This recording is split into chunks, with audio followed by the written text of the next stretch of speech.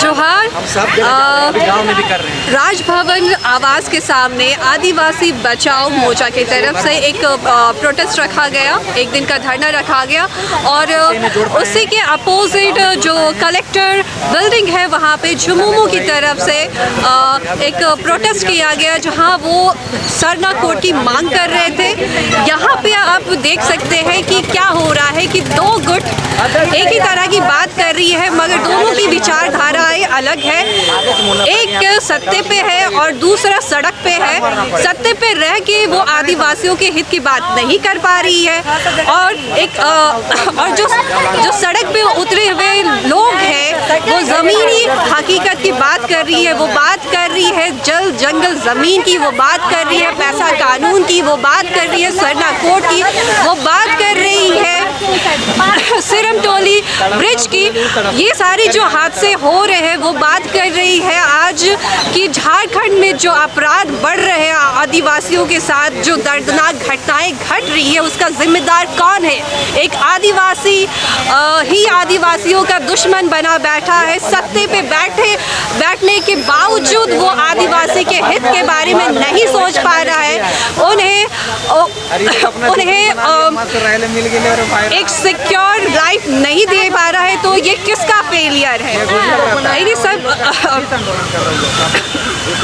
आप देखिए पूरी रिपोर्ट। क्या कहना चाहेंगे? बीते कुछ महीनों से आदिवासियों की हत्या के मामले खुलेआम सामने आ रहे हैं, चाहे वो अनिल टाइगर हो, सोनू मुंडा हो, और यहाँ काके में भी एक आदिवासी की हत्या हुई है, रमेश मुंडा।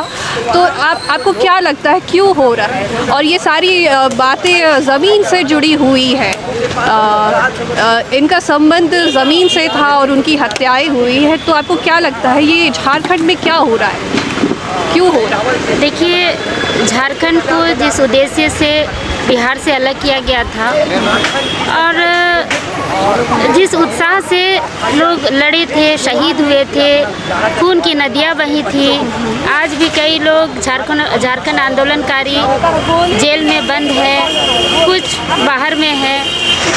तो जिस उद्देश्य से झारखंड बनाया गया था कि यहाँ के आदिवासी मूलवासियों को न्याय मिले, उनका संरक्षण हो, उनका जल जंगल ज़मीन बचे। देखिए, जल जंगल ज़मीन का मुद्दा ना सिर्फ आदिवासियों तक सीमित नहीं है, ये यहाँ के मूलवासियों का भी मामला है। और यहाँ पर हम लोग लगातार देख रहे हैं कि आदिवासी मूलवासी जो झारखंडी हैं, उनका ज़मीन इतना ज़्यादा लूटा जा रहा है, ज़मीन की लूट इतनी बढ़ी हुई है कि आज हत्याएं तक हो रही है। दूसरी बात है कि सरकार का जो प्रशासन है, पुलिस प्रशासन या जिला प्रशासन, इस मामले में एकदम फेल है। क्योंकि हम लोग लगातार देख रहे हैं सुभाष मुंडा जी की हत्या हुई, अनिल टाइगर की हत्या हुई, सोनू मुंडा की हत्या हुई, अभी हाल ही में आप कांके में एक कांके डैम के पास रमेश उरांव की हत्या हुई। तो उनकी हत्या सोनू मुंडा को छोड़कर बाकी जितने भी जो मामले हुए, जो हत्याएं हुई, ज़मीन को लेकर हुई, अगर प्रशासन यहाँ टाइट रहती, सरकार का कंट्रोल रहता प्रशासन पर, तो हमें नहीं लगता है कि इस तरह की सरेआम हत्याएं होती। आज भी हम लोग खुद सामाजिक संगठन के लोग आए दिन हम लोग ज़मीनों पर चढ़ते हैं, थाना पुलिस का चक्कर काटते हैं, दखलदिहानी दिलाते हैं। हो सकता है किसी दिन हमारे ऊपर भी गोलियां चल सकती है। यहाँ पर सरकार और प्रशासन का एक रवैया जो हम लोग देख रहे हैं, हम लोग बार बार मांग कर रहे हैं कि स्पेशल टास्क फोर्स बनाइए जो ज़मीन के मामले पर तुरंत कार्रवाई करे। लेकिन यहाँ पर किसी का भी ज़मीन का मामला होता है, वो सीधे, देखिए, और तो कोई रास्ता है नहीं, तो लोग सीधे थाना में जाते हैं। अब थाना वाले दोनों पार्टी का जो उनका जो इंटरेस्ट रहता है पैसा खाने का। जो पैसा दिया, जो मोटा पार्टी है उसका तुरंत सुनवाई होगा, और दूसरा पार्टी जो गरीब है या जो जायज़ है, जेन्युइन आदमी है, जो अपना ज़मीन बचाने के लिए लड़ना चाहता है, अगर प्रशासन से सहयोग की उम्मीद लेके जाता है तो उसे धुतकार कर भगा दिया जाता है या फिर उनका आवेदन तक नहीं लिया जाता है।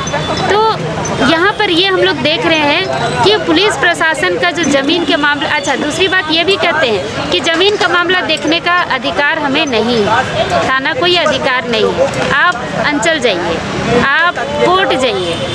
लेकिन मैं बताना चाहूँगी कि 144, 107 जैसे ही कोई मामला आया 144 और 107 करके उसको तुरंत कोर्ट भेज देना है। लेकिन यहाँ पर ये लोग दौड़ाते हैं लोगों को, कोर्ट भेजते, कोर्ट से फैसला करके जिनकी ज़मीन होती वो अपना आकर करते। लेकिन इस तरह का कोई काम नहीं किया जाता है, जो बिल्कुल निंदनीय है। और हमें लगता है कि इस सरकार में, इस अबुआ सरकार में ज़मीन की लूट इतनी धड़ल्ले से बढ़ी हुई है कि 5 साल अगर और सरकार रही तो हमको लगता है पूरा झारखंड ख़त्म हो जाएगा। दूसरी बात, बाहरी अतिक्रमण को आप रोकने का कोई काम नहीं कर रहे हैं। सादा पट्टा में लोग ज़मीन खरीद कर बस रहे हैं, आप उसके ऊपर कोई नीति नियम कानून बना नहीं रहे। आप गलत नीति, जो शराब बेचने का जो नीति है उसे आप पीएससी में पास करा के आप उसको गांव-गांव में बेचने का काम कर रहे हैं। तो आप ज़मीन लूटने का एक रास्ता खोल दे रहे हैं।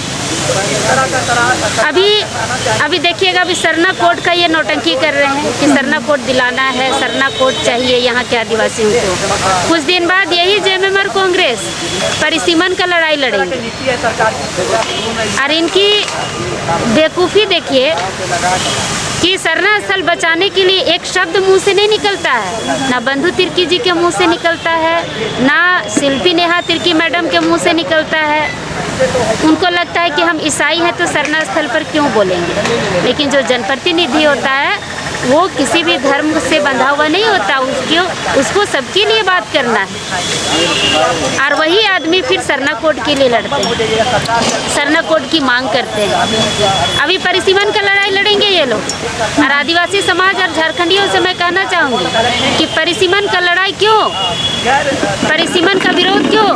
आप बाहरी अतिक्रमण को रोक नहीं रहे हैं। बार बार भाजपा बोलती है बांग्लादेशी घुसपैठिया यहाँ पर हो रहा है।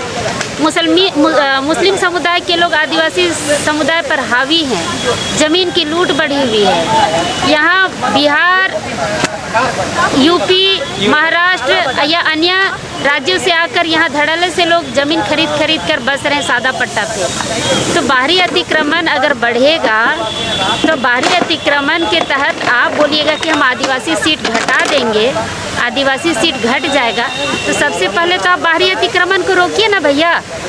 आप उसके लिए कोई नीति नियम बना नहीं रहे और आप फिर परिसीमन का विरोध कीजिएगा। और जो यहाँ पर आके बस जाएगा वो तो उसको तो यहाँ वोट का अधिकार आप खुद दे रहे हैं। बड़े बड़े फ्लैट बन जा रहे हैं और एक फ्लैट में एक गांव बसता है पूरा। ये यहाँ पे आपको मालूम ही होगा, बिरसा चौक के पास बहुत सारे लोगों का घर उजाड़ा गया, मैकॉन बस्ती भी उस पर उजड़ी और फिर कुछ ही समय के बाद बुनियाद रखते हैं हेमंत सोरेन जी अपने मकान का। तो ये क्या है, मतलब ये किस तरह का खेल है? देखिए, हेमंत सोरेन जी को समझ ही नहीं आ रहा है कि हम राज्य कैसे चलाएं, कैसे आदिवासियों को संरक्षित करें।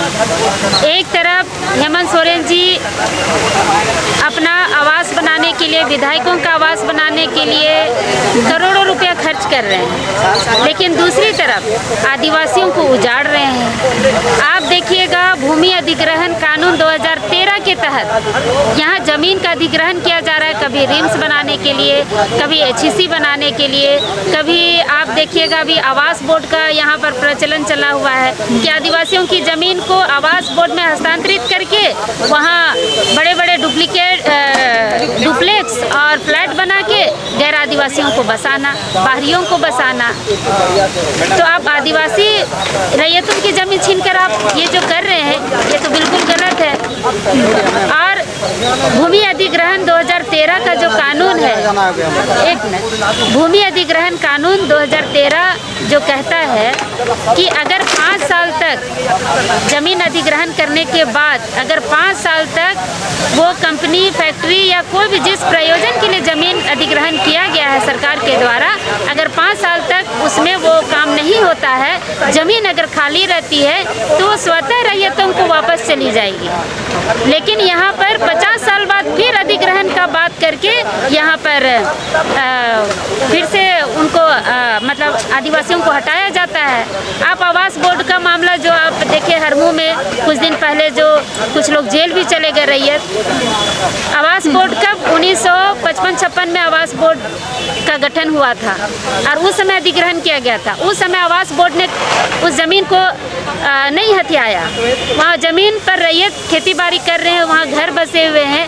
उस ज़मीन को दोबारा अधिग्रहण करने के लिए 50-60 साल बाद आप दोबारा उस ज़मीन को ढूंढ रहे हैं। और यहाँ पर सुप्रीम कोर्ट भी बोलता है कि अगर 12 साल तक अगर कोई किसी ज़मीन पर है तो वो ज़मीन उसका हो जाएगा। तो आप सुप्रीम कोर्ट का तो अवहेलना कर रहे हैं ना। तो इस तरह का झारखंड में यहाँ पर गोलमोल चल रहा है ज़मीन लूटने के लिए।